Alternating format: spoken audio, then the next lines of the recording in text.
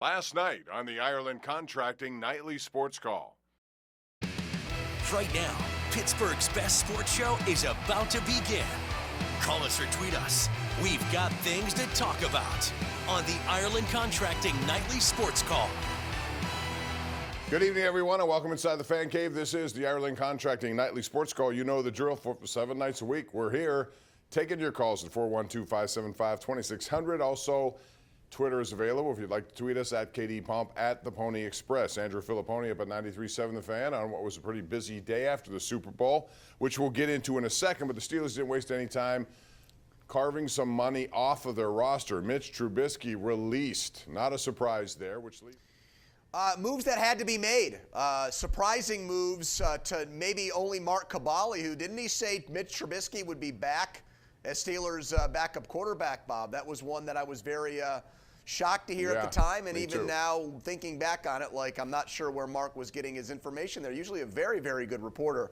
But yeah, Bob, you had to get rid of Trubisky. He tried to single-handedly ruin the Steelers' season with the way he performed. They were almost too late to get him out of there. Thankfully, they did when they did, because Rudolph came in and rescued their season against Cincinnati. Okorafor was one of the most overrated and overpaid offensive tackles in Steelers history. To make that amount of money and never be anything better than a mediocre or average offensive tackle blew my mind. They wanted to make him a left tackle, but he got beat out by Zach Banner and then got moved back to right tackle. And then Presley Harvin. This is not a cap-saving move, Bob. This is them saying you weren't good enough. But again, why didn't they make that move at some point during the season? They brought this guy into Buffalo, a bad weather game, as their punter. He should have never been given that opportunity. So I guess better late than never. But, wow, they really gave that guy a long leash.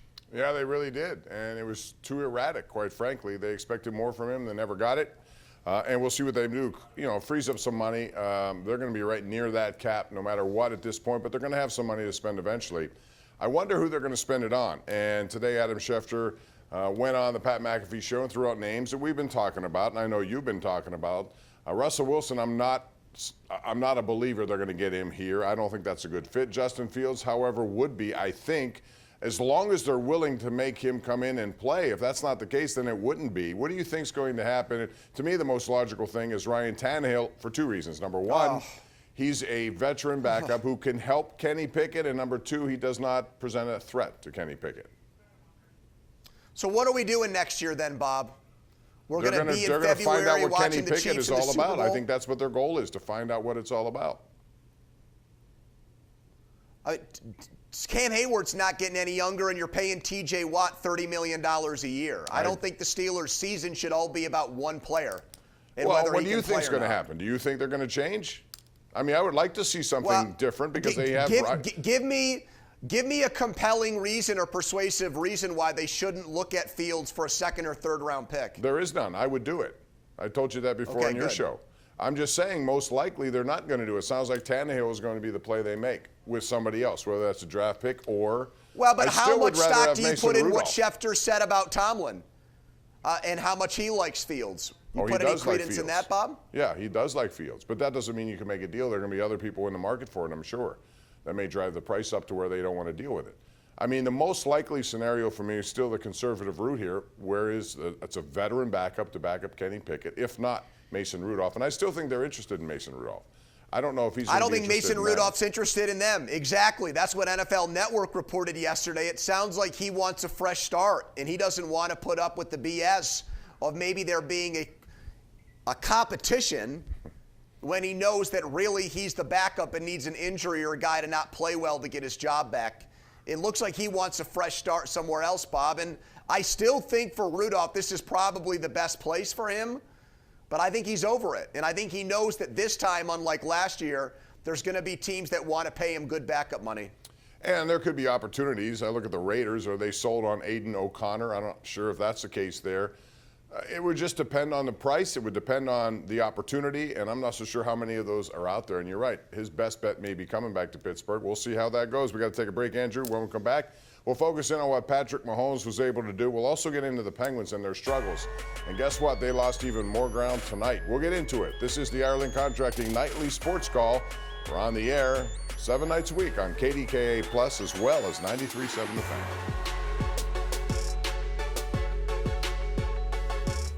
Welcome back. Our GMC Sierra tweet of the night comes from Ari Mirnov. My sports update. Patrick Mahomes has already won more playoff games in his career than Peyton Manning. And he's only 28 years old. And what an amazing start. He's a Hall of Famer already. He doesn't have to do another thing, in my view, based on what he's done. But, you know, it's funny how it works, Andrew, because there was a time when the roadblock was Tom Brady. After the age of 37, he was a bigger roadblock.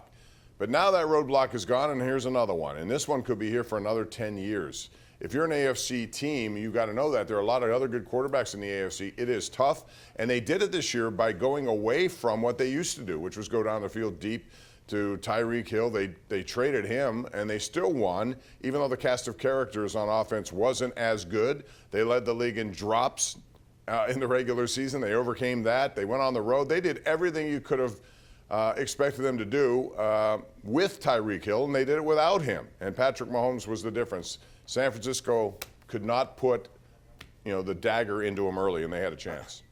I mean, Bob, look no further. I know what you're saying there about having this great player on this great team now at the top.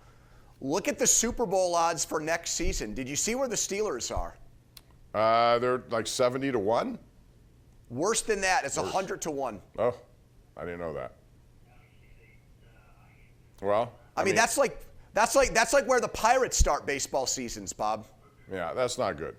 The expectations are non-existent, and that's not where they want to be with this. They want to be the team in the top 5 of the AFC, trying to compete with better odds than that for sure. But the whole key is going to be quarterback. So we'll see how that goes. But let me ask you.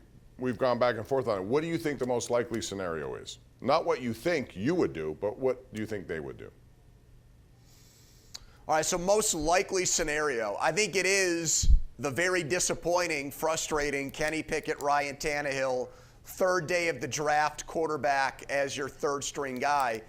But I do think they have some of the highest odds to get Fields. Among the teams that would be interested in Fields, I think Atlanta, that's his hometown.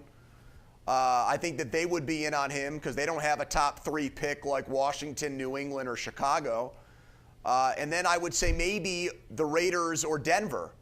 So if there's only 3 teams or 4 teams involved, well, then what's that say? You've got like a 25 to 33% chance of getting the guy. And I agree with what you said about Tomlin, and I've heard the same things that Schefter said, that Mike Tomlin really, really likes Justin Fields. And Mike Tomlin tends to get what he wants, Bob. And if he gets his heart set on Fields, I think he'll try to talk the front office and the owner into letting him go after him. We'll see. That could be certainly something that they will consider, whether or not it comes to fruition.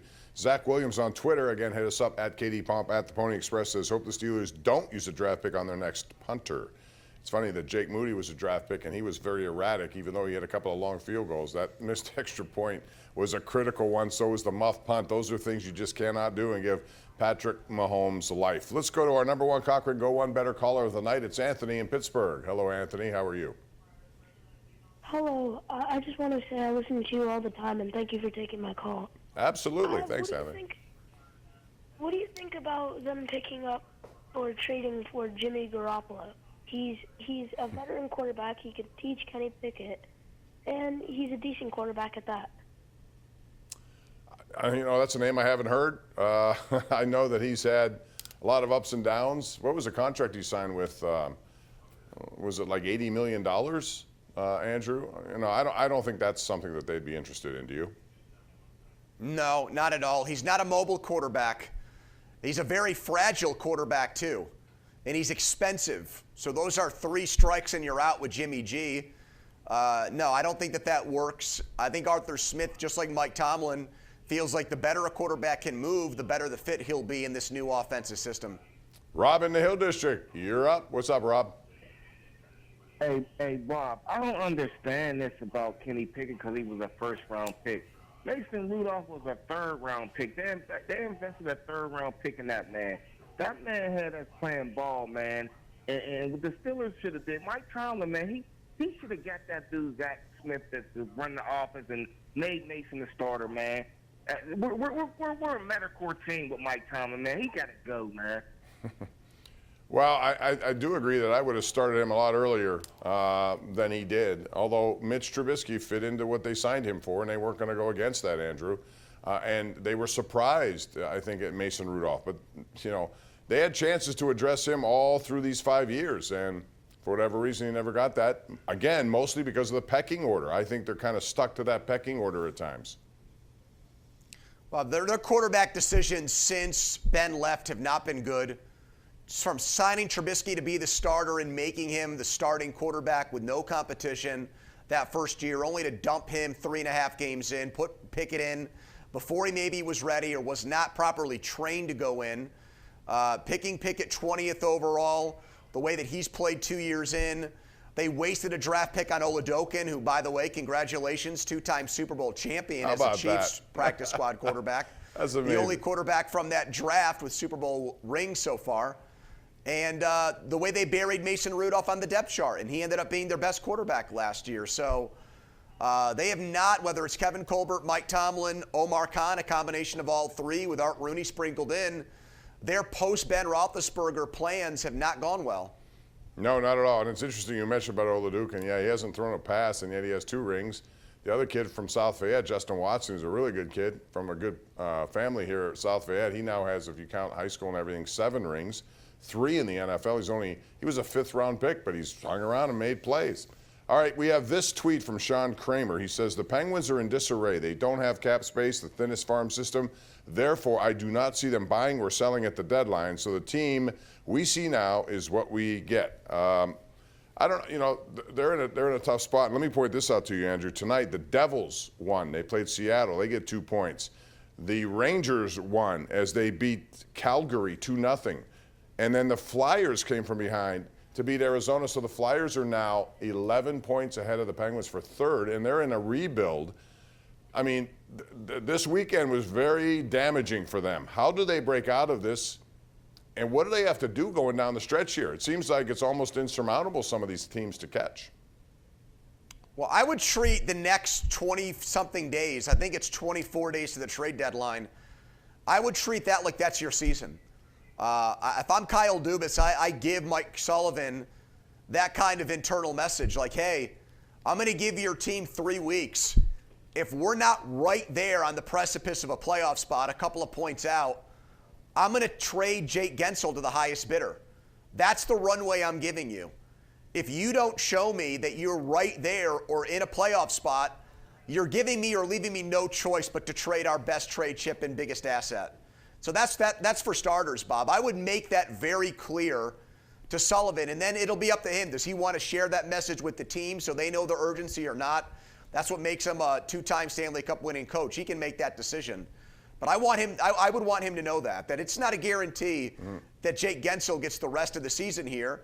And my inclination would not be to trade him yet until I was certain that this team was a long shot to make the playoffs, which I still don't think they are yet, Bob. I still think there's enough time for them to turn it around. But to your point, it's getting dark early here for this team. Yeah. They have games in hand. They have Florida, one of the better teams But they in got the to East take on advantage Wednesday. of them. They did it this weekend. I know. That's what I'm saying. They missed out. No points. 1 for 9 on the power play. Let's go to Matt in Butler, who joins us on the hotline. What's up, Matt? Guys, I just hear what you're saying about the Penguins. Excuse me. I just don't see it. We're expecting different results out of the same approach. That's the definition of insanity. Nothing's been happening positive for this team. Nothing. It's not going. They're not going to be in 20 days. They're not going to be any closer to the playoffs than they are now. They're just falling further and further back. Yeah, and the urgency on the power play is non-existent. And at the end of the game, it really bothered me. And I tweeted it immediately because it was bothering me, Andrew, when I saw that game against the Winnipeg Jets. They're down 2-1. They pull a goalie. And then Malkin, everyone's standing around, but Malkin and Carlson are back and forth, time's ticking away. You need to put pressure and pucks on net. They didn't do that. And you knew that Winnipeg was going to be mad. They had lost 5 in a row, including 1 here to Pittsburgh. So they didn't match what they needed to match out there. Well, the way they started that game was just so frustrating. They were so sloppy and careless. They were giving Winnipeg 2-on-1 and odd man breaks left and right. And eventually Winnipeg capitalized on that and got a lead. And then by the time the Penguins got their act together, it was too little too late against one of the best defensive teams and the guy that's probably going to win the Vezina Trophy. That ain't going to cut it. And the power play, even now that they've split up the units, Bob, it's still an abomination. It's unbelievable how bad these guys are with an extra man, where they are in jeopardy of setting Penguins franchise record worsts with the personnel that they have. Yeah, it's surprising to me. If you had told me they'd be one of the better defensive metric teams in the league with good goaltending, I thought they would have been in first place, and here they are. Their problem is their supposed strength. One tweet before we go to break. Bell and Brody says, what about the Steelers signing punter Matt Ariza? He was cleared of any wrongdoing, has a strong leg. We'll talk about that when we continue. This is the Ireland Contracting Nightly Sports Call. We're live right here on KDKA Plus and on most nights, 93.7 The Fan.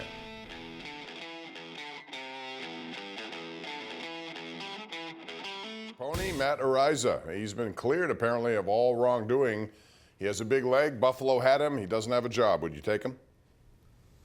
Well, I think honestly that league that starts up that The Rock has, the football league there, is the best place for him first. I'd want to see this guy kick and punt well before I took a shot on him. And if you remember, that Cowboys kicker Aubrey this year was a USFL kicker who never missed in that league, and that's why he got signed by Dallas. So I think that's why this experimental league exists for guys like Ariza. So go out there, prove you can still punt, and then cleared of all wrongdoings, he should get an offer, and maybe it will be from a team like the Steelers. All right, real quick. Matt in Bridgeville. You have about 20 seconds, Matt. Go ahead. Is it time to ask these players, Letang, Malkin, and that word, Crosby, to ask to trade a note to? No, I mean, Crosby's going nowhere. They missed the boat on Malkin, I think. They should have done something on him a couple of years ago, Andrew. Bob, I'm happy they never did anything with you. You're right where you belong, right here with me. I appreciate it. I always look forward. We'll do it again tomorrow, everyone, so join us at 10:35.